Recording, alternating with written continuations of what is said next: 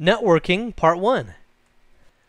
In this nugget, we'll be studying networking, and this will be Part 1, where we'll start off by taking a look at just the installation of wired and wireless network devices. Now, this is going to be very similar to any other kind of a device that you could install in your computer, but we'll briefly address that, and then we'll take a look at something else called Wake on LAN. This allows your computer to wake up even if it's powered off. You can trigger it with a kind of a special packet that turns on your computer remotely. We'll take a look at topology as well. There's a number of different types there. Bus, ring, mesh, star. There's really only one of them that's any good for our current topologies.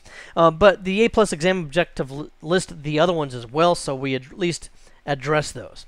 We'll also take a look here at bandwidth, which is how much speed you can get, pretty much, out of your network connections. And we'll see some things that might adjust or affect that. And we'll look at latency, which is one of those things, by the way. And we'll see how that some things could actually be slower than you might think they would be because of certain factors that are involved. Alright, now as you get started with networking, you really can't do much, of course, until you have all your network equipment and network cards installed. Network cards often are referred to as NICs as well, which is Network Interface Card. So that's sometimes how you'll see them referred to. And there can be two different types for general LAN traffic, which is a local area network types of traffic. One of those would be a wired network card. This is where you would plug in an RJ45 plug that's on the end of a network cable into the back of the card. And then it would just connect to some other device, usually such as a hub, a switch, a router, something of this nature. Now, this is going to be mostly the same as other devices in terms of how you install the wired card, network card. I mean, it's the same thing as a video card or installing some kind of a sound card or anything else that plugs into an expansion slot. It's still going to be PCI, PCI Express, some kind of an interface that's commonly used like that. Plug and play is still going to detect the device. You're still going to have to provide the drivers. You're still going to have to check in Device Manager to make sure it's installed properly and you don't get any yellow exclamation marks or anything like that. And also, as with some other devices, you may be called upon to install the drivers first from the CD. There may be accompanying software. Most wired network cards, in my experience, do not have that requirement, but check with the manufacturer. If you do need to get something from the manufacturer, like the driver, I usually recommend that you can use the CD that comes with the driver, with the network card, but I recommend that you go to their website and download the most recent version. So all that's very similar to what we get with other types of devices that you could install in your computer. Once it's installed, though, one of the first things you want to check is the status lights on the back of the network card. And again, each manufacturer will have a different meaning for what that might mean. Whether they're blinking or not. It might mean one thing or another. Usually, blinking just means some kind of network traffic is passing through it. If it's entirely dormant network traffic, then the light might either be steady on or steady off. The other thing that you might see is usually it's going to be either green or amber, and amber may mean, for example, 10 megabits per second, green may mean 100 megabits per second. But those status lights at least should be on if you've plugged in the cable into the back of that network card. Now, both ends of that cable have to be plugged into something in order for those lights to come on in most cases. Because if one end of the cable, the other end of the cable, is not plugged into anything, it's just hanging off the back of the computer, then you're probably not going to get any lights. There has to be a connection made from one end of the cable to the other before you can get these lights. Also, if one of the devices is failed, it could be either the network card has failed, then again, you're not going to get status lights, possibly. Or if the device it's plugged into, maybe it's plugged into a switch, for example, which we'll discuss later.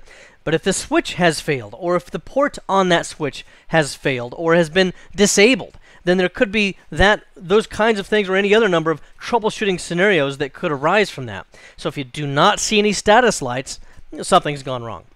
Also, you'll then have to configure your IP settings. We're going to talk more about that later on. There's quite a few different settings to look at, different things to configure, but we'll address that as we go. Now, wireless network cards are going to be almost entirely the same as wired network cards in terms of getting the drivers and allowing plug and play to detect it, checking it over in Device Manager, that sort of thing. However, you're more likely to have to install the software first. This just partially depends upon how educated the user is that needs to use this wireless card. If you're technically adept, like I am, quite honestly, I rarely, if ever, use their software from the manufacturer. Usually what I'll do is just use Windows built-in wireless networking methods to be able to make a connection to a wireless access point. But a lot of the software that you will install for a wireless network card includes their own fancy little wizard, which puts things in very simple language for more novice users to be able to make that connection. In most, but not all cases, that's kind of optional. You may not have to use that software, but regardless, it probably also still does have drivers, or again, you can download the most recent drivers from the website. Also, you'll want to then configure the access point. That's what AP is. Access points, sometimes they're also referred to as wireless access points, or WAPs. But you'll configure that connection. And you'll have to specify what the SSID is that the device is supposed to connect to. Again, we'll talk about all of this stuff later on as well. But you'll have to tell it which access point it needs to connect to, what kind of security key you might need to enter in to be able to make a secured connection, what security method you're going to be using, and many other things that we'll be talking about, again, with wireless networking at a later point in time. Also, you should know something about Wake on LAN. Now, what is Wake on LAN? Well, first of all, you may also see it as WOL. That's what the acronym is. But this is where your computer is turned off or in a power-saving state, such as any of these states you see here. G2, which is the ACPI setting for turned off. S5, which is also turned off, which is one we looked at earlier in a previous nugget. And then soft off is kind of the colloquial way to describe it. Or one of the S1 through S3 states of sleep or hibernate, all of which we've discussed before. But if it's in one of these off states, you may want to wake it up. Maybe you're from a different part of the building and you realize, oh, great Scott, I got to turn on my computer so I can use remote desktop to make a connection to it so that I can see what my calendar looks like or whatever you want to do. So you can remotely power on that computer. You might remotely power on to start running a backup or to have a script run, or to do anything else that you need to do that you could not do if the computer was completely turned off and not able to be woken up. In order to wake it up, what you do is you send a magic packet, what we call a magic packet, to wake it up. This can be done any number of different ways. You can use a script for this. You can use several different programming languages to do this. Normally what it does is it sends the packet, however, it'll include a MAC address and the IP address for the network card you're trying to reach. And it'll usually do so over port 0, 7, or port 9. So if you have a firewall issue, you need to make sure that one or more of those ports is open for purposes of magic packet. Also does require right here, you can see, that you have configured this in advance in the BIOS. Many BIOS will have this disabled by default because it could potentially be a security issue. I mean, you wouldn't want someone to remotely turn on your computer when you wouldn't really want them to, just because they could send you a magic packet. Now, of course, there's some information which is not obviously available. How would they know your MAC address, or how would they know your IP address? Well, this kind of information can be derived when the computer is turned on under normal operation and then used after the fact to send a magic packet to your computer and wake it up when you might not actually want it to. So it's just something to think about there. But there are a couple of websites that I'll show you here shortly that you can use to wake up computers, for example, across the internet if you wanted to do so. So here's a couple of those utilities I was talking about that you can use over the internet. One of those is www.wakeonlan.me. All you have to do with this is you enter in the IP address or a internet resolvable host name, and then once you have entered that in, you'll also enter in the MAC address of the destination computer you're trying to wake up. Some computers will also allow a secure on password, so this helps to mitigate the security risk of leaving Wake on LAN available on a network card and then just having an internet stranger wake up that computer. Now, in this case, you would also have to know the secure on password. You can also even schedule this one to wake it up at some other time, but you fill all the information in, you click Wake Up My PC, and it should wake it up. So it's pretty cool that way. Then there's also this other one here as well, just another website you can go to that additionally could give you a variety of different options for using Wake on LAN. And then the A+ exam objectives will also very often call for the knowledge of various types of topology. One of the types you'll see is this right here, a bus topology. Now, this you might see on the A+ exam. In real life, it's very rare that you'll see a bus topology network unless that network is 15 years old or something like that. A bus topology will very often use coaxial cable, so coaxial cable, which looks very similar to the coax cable that goes into the back of your cable box that you use to watch TV at home and stuff. It's actually different, but it looks very similar to that. It has a single wire down the middle of it with a lot of insulation all around it. That single wire is usually copper, and that's the kind of topology we would have here. So we'd have a single long cable here, for example, that goes throughout your building, but it's a single piece of cable. And then off of that, there can be T connectors and various other types of connectors that would connect to laptops, servers, desktops, whatever else you might have on there. Could also use something called a vampire tap, which taps into this cable right here. But I'm not going to spend a lot of time on this because this is very obsolete in terms of current networking design. But the basic idea with the bus network is all of the clients here tap into a central type of a cable. They all get on the bus, so to speak. And then you'll have a ring topology. Now, this is a little bit confusing because what we're seeing here is each one of these computers connected to some kind of a ring, and this is a logical topology here. Okay, I'll just put logical down here. Okay. Now, the reason why I mention that is because in the physical topology, how these computers are actually physically connected to this network, they would be in a star topology. But what this is talking about very often in the logical topology would be a token ring network. This is also pretty close to obsolete. I haven't seen a token ring network. Man, it's probably been at least 10 years. It's been a long, long time. But what used to happen with this, though, is that maybe this computer right down here, which this is, let's say this is desktop 1. It wants to communicate with server 1. Maybe it needs to, I don't know, download a file from it or something like that. What desktop 1 does is it generates a token. Let's just call that a token. And it has a unique identifier that only belongs to server 1. Now, this client sends this out on the ring, and it kind of races around the track here. And all of the clients that see this token, and they will all see it, if they see that it's not destined for them, they'll say, that's not for me. I'm not even going to answer that. Okay? But the server here sees that same token, and it says, oh, hey, that's got my name on it. So I will respond. Okay, it's going to respond here. And then when it sends a response back to this client, it also will generate a token, which is designated only for D1. So that's kind of how this works out. The message goes around the ring. Other clients can hear it, but only the one that has the unique identifier for that token will respond to the token. In a token ring network, the thing that goes on with this that's really distinct is that only one token can be passed around the network at one time. So that means that there are strictly no interruptions. This is what we call collision avoidance. Okay? So while my token's going around, you have to shut up and you have to wait for a signal to be sent that I'm no longer sending a token around. When I'm done, if you can get on the wire first and then send your token around, fine. But only one token can be on the network at once. But again, this is a pretty antiquated method for communication. Most networks nowadays will use a star topology and an Ethernet type of what we call a media access method. This token ring thing here is actually the media access method. All right. Now, you don't need to know probably much of any of this for the A+ exam, but you are required to know that, something about what a ring topology might be. And I'm just giving you some details there so that you can kind of fill in your knowledge with that.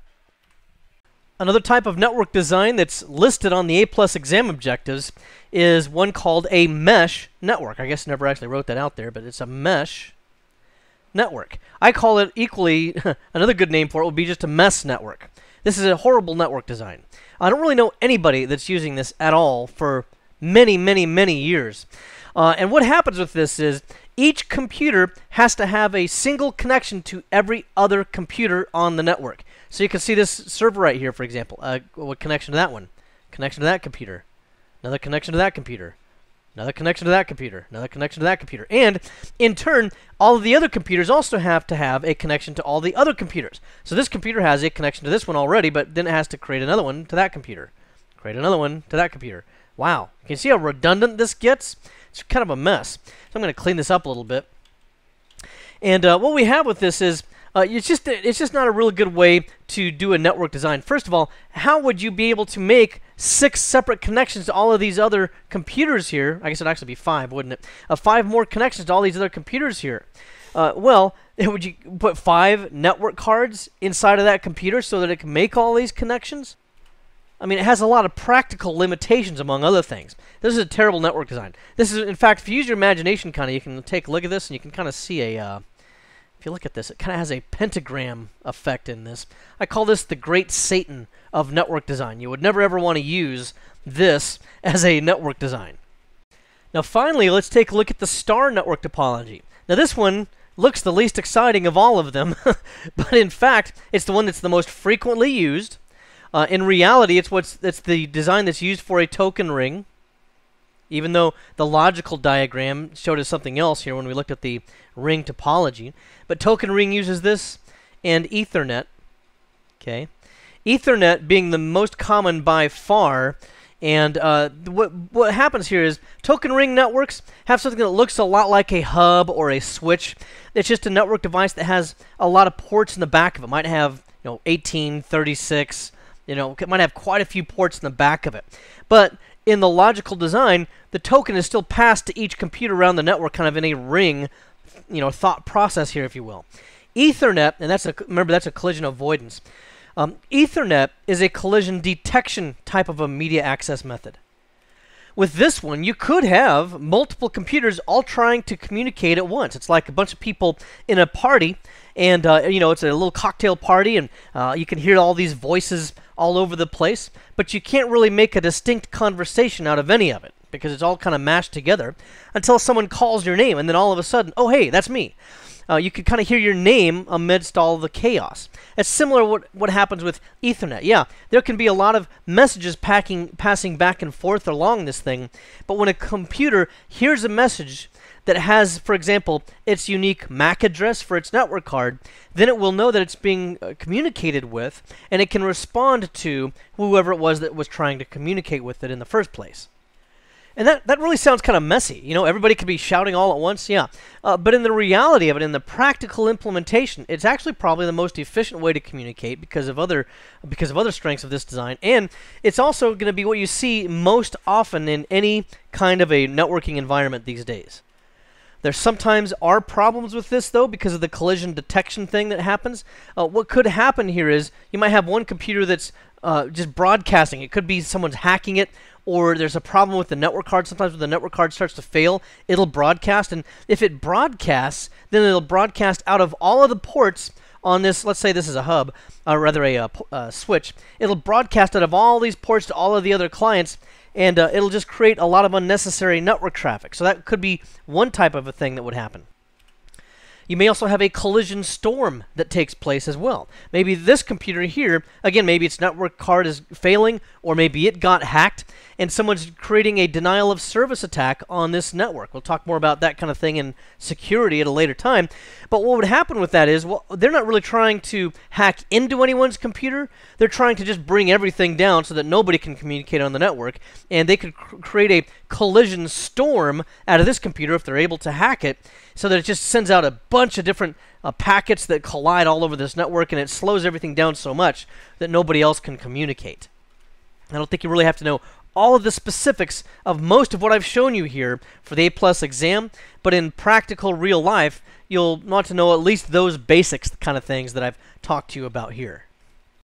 Now, what kind of a device would you use here in the star topology? Because this is really a central network device that all of these other computers plug into. And you can also plug in things like network printers, by the way, into this as well. And then you can also even stack in other network devices, which would then connect to this. So what kind of device would this be? Well, two different types. One of the older ones would be a hub. I'm not really even sure you can buy a hub anymore. They're still possibly going to be out there. Probably more likely to be found in smaller network implementations, okay, where a lot of network traffic is not really a big issue yet. Maybe it's a small work group of 5 or 10 computers. Well, in that kind of an environment, you could probably use a hub just as easily as a switch, and it might not make that much difference. And the reason why I say only in small is because with a hub, when one of the computers, like let's go back to our other diagram, when one of our computers here, if this was a hub, wants to communicate with, let's say, this computer over here, it will send into its port that it's connected to by its network cable, but the message goes out to every other computer on the network. Okay, so that's a lot of traffic that goes out to these other computers that they'll have to ignore. So that's what goes on with the hub, though. All right, so it has to broadcast to all ports when it wants to send a message. Also, you can only use a hub in what we call a half duplex type of a networking. And this contrasts with something else called a full duplex networking, which is where you can send and receive simultaneously. Well, with a hub, since it's broadcasting to all the ports, there's really no built-in collision detection. I mean, there is with Ethernet, but in the hub itself, there's no way of performing any kind of collision detection. So you have to use half duplex because the message has to be sent. We have to confirm that the message got there and that it was not involved in some kind of a collision. And so you can only send and then wait and then receive. Send and then wait and then receive. That's it. Okay. Now also, the more traffic you put on that network, as we go back to our star topology here, you know, we've only got, what is that, 1, 2, 3, 4, 5 computers here. If we had 100 and they were all trying to download email and browse the internet and shop on eBay and all that other kind of workplace stuff that goes on, well, that would get to be a huge problem with this hub, okay, because there's way too much traffic going through it. And since every message gets broadcast out of all the ports, we would come very close to another one of those kind of denial of service attacks. Now, in reality, by the way, a single hub probably wouldn't have 100 ports on it, but you get the idea. If we had, 36 or something like that, then that would still be quite a lot to be broadcasting out of every port. So when you add more traffic or more hosts on this, you get more contention because there's a lot more collisions, and it's a much slower. And there would have to be a lot of retransmissions and things like that going on. So, hubs are increasingly rare, and that's why I was saying I'm not even sure you can really buy them anymore. I mean, I'm sure if you dig deep enough, you can find something on the internet where you can buy a hub. But because of the fact that switches are so much more efficient, and because of that also, they're so much faster, you're more likely to find in this star topology right here, let me remove that, you're much more likely to find a switch. Now on visual inspection, a switch, let me see if I'm spelling this right, I can't talk and write at the same time, switch, yes. On visual inspection, a switch and a hub will probably look exactly the same. You might not really be able to tell the difference unless you look at the words on the front. It might say switch on there, or it might be a brand of a Cisco switch that you might look at it and say, oh yeah, that's a switch. I know exactly what model number that is or something like this. But with a switch, what goes on with this is that, like I said, it's very physically similar to a hub, but each host has a dedicated physical port. Now, how does that translate into the efficiency here? Now what happens is, when this client here wants to communicate with this client here, it sends the message down to the switch. But remember, a hub would broadcast that signal out to every port. With a switch, it goes down the wire into this port, and then it goes out only the port that it needs to go to communicate. So this computer here never heard this conversation between these clients. Neither did these laptops. They never heard the conversation between these clients because we're using a switch now, which is able to identify exactly which port to send the traffic through. And the way this is done, by the way, is that each network card has a unique MAC address, as I've kind of mentioned earlier. This is a hardware identifier that no other network card in the world should have. So when I want to communicate with this computer over here, and I've resolved its IP address through other means and so on and so forth, I send the packet down here to the switch. The switch will detect the MAC address that I'm trying to communicate to, and it will only allow that traffic to go out that one port. That's why a switch is so much more efficient because of that, among other things. Also because of that, we're able to have full duplexing so that we can send and receive at the same time. I don't really know how to diagram that out, but we can send it. Oh, here we go. Double arrow. How about that? Send and receive at the same time. Geez, James, let's try that again. Send and receive at the same time. All right, finally he gets it. So because of this also, if we increase the traffic, it does not generally affect overall network performance the way increased network traffic would on a hub, where it almost exponentially increases the congestion on that hub. With a switch, you have much less of that type of an effect. Next, let's go ahead and take a look at what a router is. A router interconnects networks. Basically, it's the basis of the internet. The only reason why you're able to browse, cbtnuggets.com is because you've had a series of router that connects whatever network you're on. Maybe it's just a cable provider, like your ISP of some type. Maybe just connects that across the internet through several probably other ISPs, and then eventually onto the CBT Nuggets servers. So it's those routers that make those interconnections that make it possible for us to get from A to B. What happens here, though, is with routers as well, is that they will separate collision domains such as Ethernet. So that in a large corporation, for example, let's say that theoretically you could put over 1,000 hosts on a single Ethernet network, theoretically. But that would be a huge number of collisions. So what we might do is we might put in 3 routers to divide it up into maybe 4 separate and distinct networks. Or we could use something else called VLANs, which is outside of our discussion. But for current purposes, let's say we put 3 routers in that give us 4 equal parts of 250 hosts per network. And that way we have substantially fewer collisions because we don't have as many people in the ballroom at the party all trying to talk at the same time. So instead of having to talk over 1,000 other folks, you're only talking over 250. It's kind of the same way for the computers. They don't have as much noise when they're trying to communicate because the routers separated that collision domain. Let me show you an example of that. So for example here, maybe this was a large network as well. Maybe we had 500. Let's make it a simpler number even. We did have 500 hosts on the same network. Well, that was too big. So we put a router right smack dab in the middle of them, and we put 250 of those hosts down here, and another 250 of those hosts up here. Now they can kind of hear themselves think, so to speak, because it's not quite so chatty. And what happens with this as well is that this router will then be able to forward traffic. What if this host right here, this one, number 1, wanted to communicate with number 2 right up here at the top? Well, it's not in its same network, so how's it going to get the message to number 2? It has to send it through whatever its configured default gateway is, which is also known as its router address. You see, this connection that we have from this network to this one will have an IP address in the same family. So maybe it's 10.10.10.1. Okay? That very commonly is what the router address might be in a network like this. So this host would say, I don't know where to send this, so I'm just going to send it to the default gateway, and I'm assuming they'll know what to do. And then the router here will receive that packet in through this 10.10.10.1 IP address, and it will say the destination is 192.168.100. Let's just say this is .2 up here. Well, then it will say, oh, I know who that is. They're on my 192.168.100.1. That's the IP address down here. They're on this network right here. So the router, because it's aware of both networks, it'll be aware of where to send that packet. That's kind of a very simplified method of discussing that, but it's, again, probably more than we have to know for the A+ exam. Other reasons why we might want to use a router is because, we do isolate the networks. That helps to separate our collision domains. But there's other reasons besides that. You could also use it for security purposes.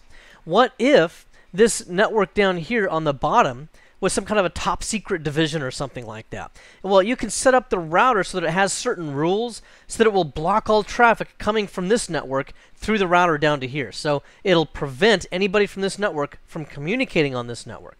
You could even set it up so that only maybe this is a manager's computer. This is the only person allowed to communicate on this network. You could program it so that this router will only allow this person's IP address to communicate through the router onto this other network. So that's just an example of security. There's a lot of other ways that could be used in terms of security. Also, we might just divide it up according to purpose. Going back to our diagram, maybe we wanted to break up our collision domain, but we also wanted to be somewhat logical with it as well, in that, in human resources, we have about 250 employees, and in the sales department, we have about 250 employees, and they all are physically pretty much in the same area of floor space, respectively. Gee, why don't we just set them up into 2 separate departmental networks? Okay, we can do that. Well, we can do that with a router. So we set them up according to purpose, or I could probably have put there as well, department, something like that.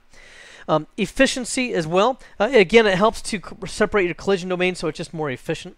And then I have a note down here. There's not really it doesn't really deserve its own whiteboard, but there's something that you should know about as well called a crossover cable. Now with a crossover cable, let's say that I have just 2 computers here. Okay. And I'm too lazy right now to draw my actual desktop diagrams, which I know you're so fond of. But these two computers, and maybe it's in a small home network, or it's just two friends that are trying to transfer files back and forth between one another. It could be on their laptops even, for example. Well, we didn't happen to bring a router with us. We didn't happen to bring a switch or a hub or any other kind of a device where we could transfer the files back and forth between the two of us. So you could use a crossover cable instead. Now, a crossover cable, what happens with this is that on the send pins that are send wires that come from this computer, it will be crossed over here so that that wire will then be flipped over and it will go on into the receive port on the receive wire on this network card on this side of things.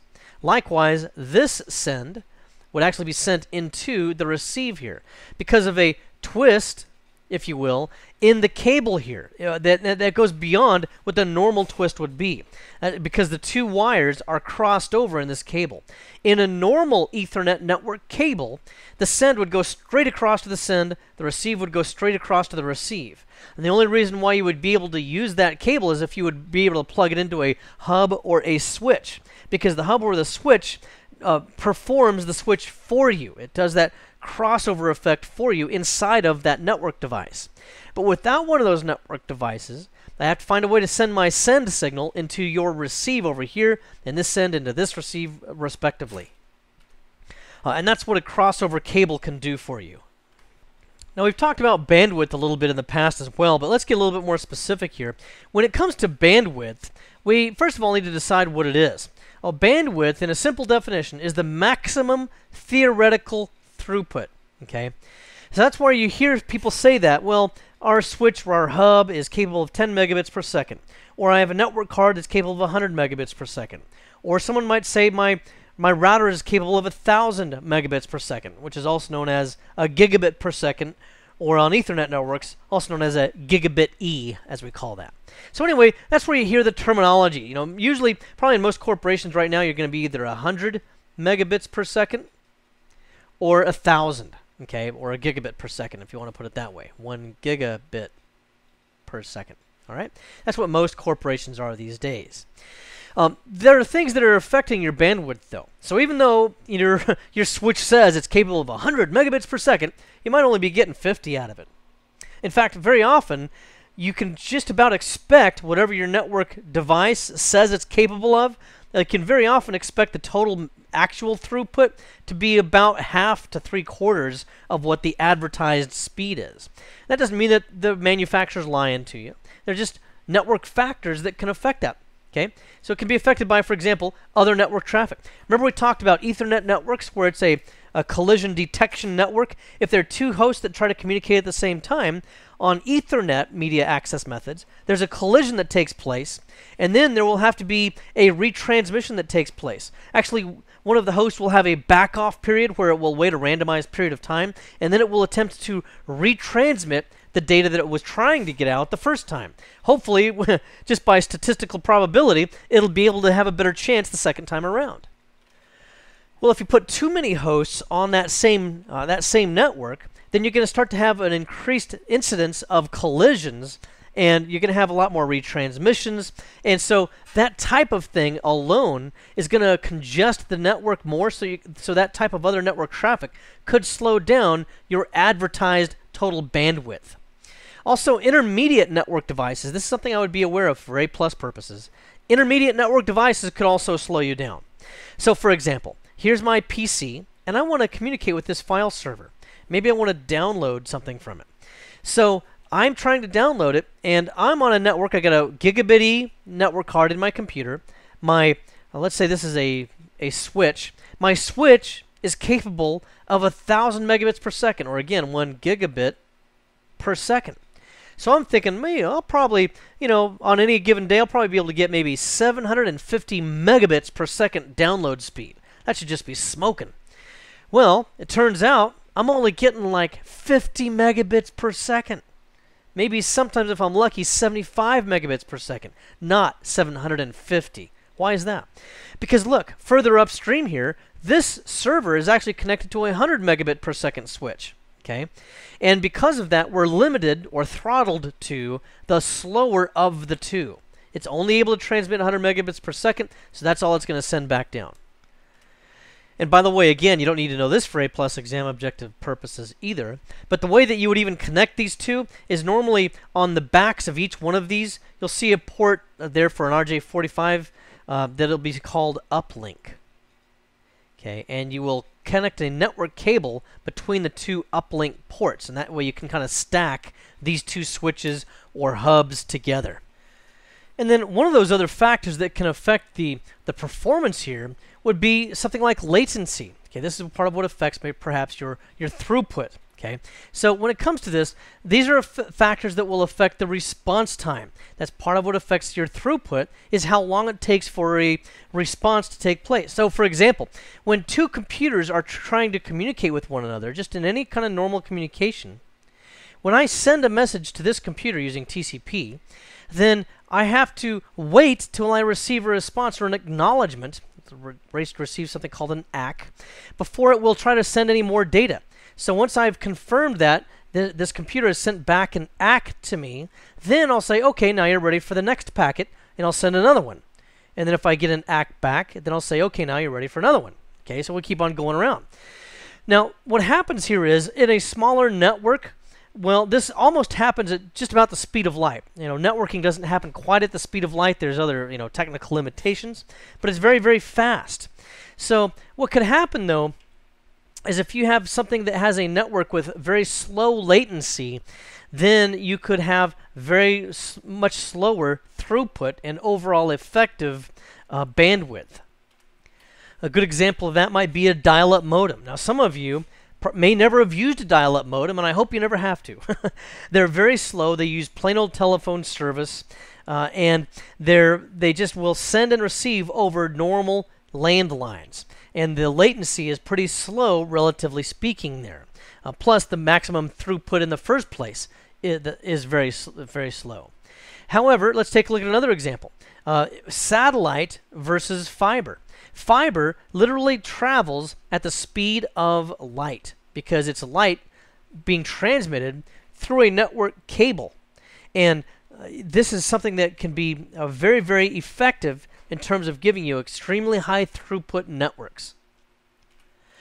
However, satellite does not have that luxury, but satellite is good for remote locations. So if I'm trying to communicate, I don't know, on an oil platform out in the middle of the ocean, or if I'm in the middle of the jungle in the Amazon and I'm trying to, maybe I'm sending research about certain plant life or something like that. Well, we can't just get the cable provider to lay down cable for us out in the middle of the Amazon. So we have a satellite uplink that we use for our internet access instead. So this would be an example. Maybe I've got a PC here, and I've got a satellite way up in the sky somewhere, and I've got a web server. Maybe I'm trying to browse that web page. Well, I might have a total advertised bandwidth, let's just say of 512 modest, kilobits per second. Okay? However, because of the fact that it takes so long for my message to go up to the satellite, and then the satellite to transmit down to the web server saying that I have a request coming in, or a GET request, and then the web server to send that data back up to the satellite, and then back down to the PC. Even though this might happen at a blazing fast speed, you got to still consider the distance that this is. And this, of course, would be this orb right here would be like the planet Earth or whatever planet you happen to be from. And so as we transmit the data up and down out of the satellite, you can see how that could get to be really slow. So maybe my actual effective throughput might only be 256 kilobits per second. Okay, because of all this latency going on. By the way, if this is the Earth again, some people kind of wonder, James, what part of the country are you from? Where do you live? Well, I'm going to give that away right now. I just happen to live right here. So anytime you want to come and visit, be my guest. We'll go to lunch or something like that. All right, the cat's out of the bag. Please no stalkers, though. I'd appreciate that. Okay, I know. You're saying, James, that's no way to tell where you live. Come on. There's no point of reference there. All right. I live right next to a mountain. There's the mountain right there. All right. That's about it for this particular nugget. Let's wrap up what we learned, and then we'll have more in our upcoming nuggets about many more network topics. In this nugget, we discussed networking, where we started off by talking about installing a wired and or a wireless network card, and we saw that it's much like any other kind of a device you might install. However, we also took a look at some other things that we haven't seen yet, such as Wake on LAN, or WOL. And this is where you can wake up a computer from a sleeping state or a powered off state just by sending a magic packet to it. Pretty cool way of doing it. Also, we took a look at the topology. We looked at the bus, the ring, the mesh, and the star. Remember, the star is really the only one that's worth really actually using in today's networks, and that's normally going to be on an Ethernet network. We also took a look at bandwidth, what bandwidth is, and what things can affect bandwidth, such as the speed of interconnecting devices or latency. And this is where we looked at the example of the satellite, which has a very high latency, whereas something like fiber, which travels at the speed of light, would have, relatively speaking, very low latency in comparison. Well, I hope this has been informative for you, and I'd like to thank you for viewing.